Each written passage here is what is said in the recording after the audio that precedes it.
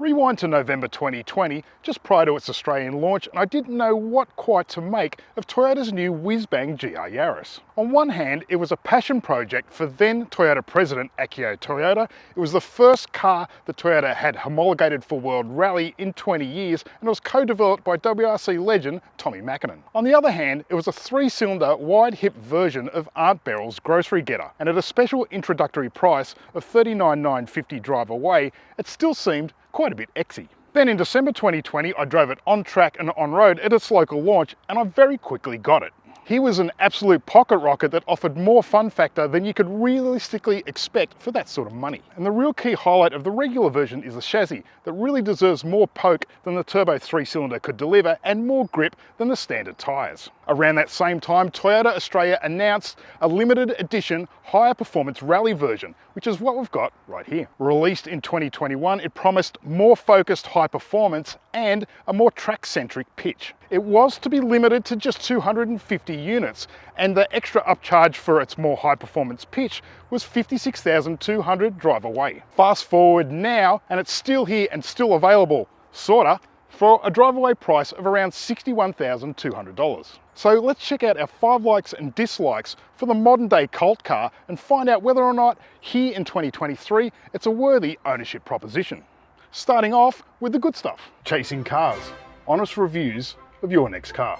Brought to you by Budget Direct. Let's get one thing straight. The GR Yaris was designed and built from the ground up and shares very little DNA with Aunt Beryl's 5-door grocery getter. In fact, the only parts that it actually shares with the regular Yaris are the headlights, the mirrors, and the fin aerial on the roof. In creating GR Yaris, Toyota actually grafted the GAC rear assembly of the Corolla with the GAB front assembly of a Yaris. And that's topped off with special 3-door bodywork that's 5 centimeters longer, 6 centimeters wider, and a whole 9.5 centimeters shorter than the regular Yaris. It has an aluminium bonnet, rear hatch and doors, which does save 24 kilograms. Then there's the carbon polymer roof, which shaves 3.5 kilos. And the entire body in white shaves 38 kilograms from the regular Yaris weighbridge ticket. It clocks in at 1,280 kilograms curb, which is an astonishingly light weight for something that's high performance with all-wheel drive. It is a very special and different car at its core, and Toyota had to build 25,000 of these to homologate it for World Rally Championship competition. Its specialized design and engineering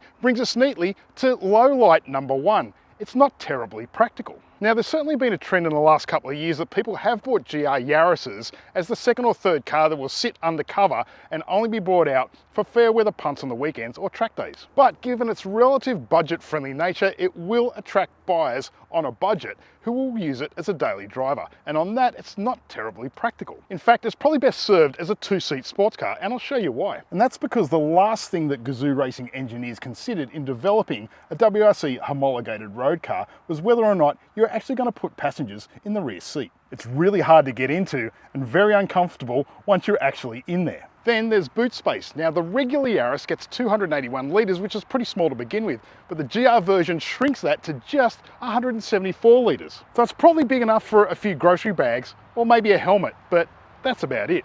And you can blame that limited practicality on the rear-mounted battery, as well as some of the suspension and all-wheel drive hardware that sits under the floor. Which brings us neatly to highlight number 2, all-paw traction. Even the regular GR Yaris fits an electronically controlled multi-plate clutch system just in front of the rear axle. It can shuffle torque between the front and rear axles independently on its own, or it gives you 3 different static torque splits depending on which drive mode you choose. Using a dial on the center console, you can activate normal mode, which gives it a 60-40 front-rear split. Then there's a middling mode called track mode, which gives it an even 50-50 split front-rear. And finally, there's a sport mode, which isn't quite as fast as track, but it is more fun, that puts as much as 70% torque to the rear axle. The rally version adds a Torsen mechanical LSD both on the front and the rear axles. Plus it fits Michelin Pilot Sport 4 tyres, which are stickier than the Dunlop Sport Maxes on the regular GR Yaris. Does this particular all-wheel drive system offer an advantage over the open diff design of the regular GR Yaris?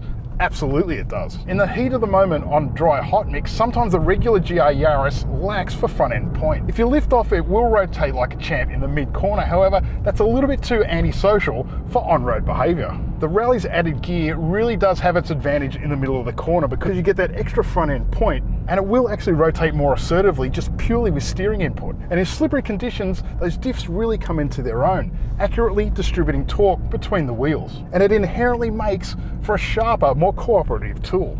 In fact, the diffs and the tyres amplify the chassis capabilities so well that you do start to find shortcomings elsewhere. Which brings us to low light number 2, engine performance. Now, let's get something straight. This 1.6 litre turbocharged 3-cylinder engine is actually a bit of a cracker, but it is at the mercy of its small capacity, and it probably is fairly highly strung right off the showroom floor. And at times the engine can lack for low-end shove, particularly when you're coming out of some tighter corners. And that's even in the regular GR package, where sometimes it can light up the lightened inside front wheel. But with this noticeably grippier rally package, it can bog down a little more often than you'd like. Even in the Talius Sport mode, you do often wish that this engine was about half a litre larger in capacity and had much more stonk. That's because the little triple's narrow torque hump isn't quite enough to unhinge the tyres in situations where you might want it. The Rallye doesn't get any more power than the regular version. However, this engine fitted to the GR Corolla in Marizzo trim does offer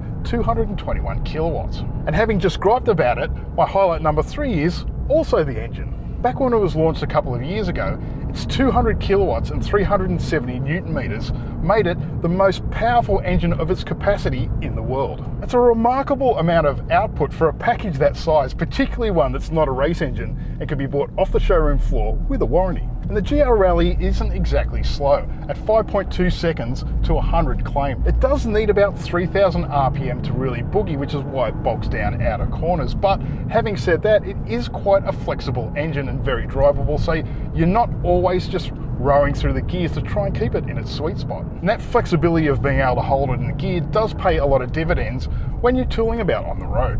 Speaking of gearboxes, that brings us to low light number 3. There is no self-shifting transmission option. Yes, I know, real drivers do the cog swapping the old school way. But when cars get to a certain pace and you start to add more and more corners, the fastest A to B option is with paddle shifters. Which brings us neatly to highlight number 4, the manual gearbox that it's fitted with. Thankfully, the 6-speed manual this car does fit is an absolute cracker. It's slick and positive, nicely weighted, and you can really smack it through the gears. It's also got handy rev matching on the downshifts, which can be activated by a button on the center console. But if you don't like it, you can obviously switch it off. The pedals too are nicely staggered for heel and toe when you're deep under the brakes diving into a corner. It's also pleasant to use for urban commuting because it's got a nice progressive clutch take-up. But that pleasantry can't be said for other areas of the on-road experience. Brings us to low light number 4, the noise. Even at a light throttle cruise, the engine noise is bold and ever present, and the tyre roar is excessive at lots of different speeds.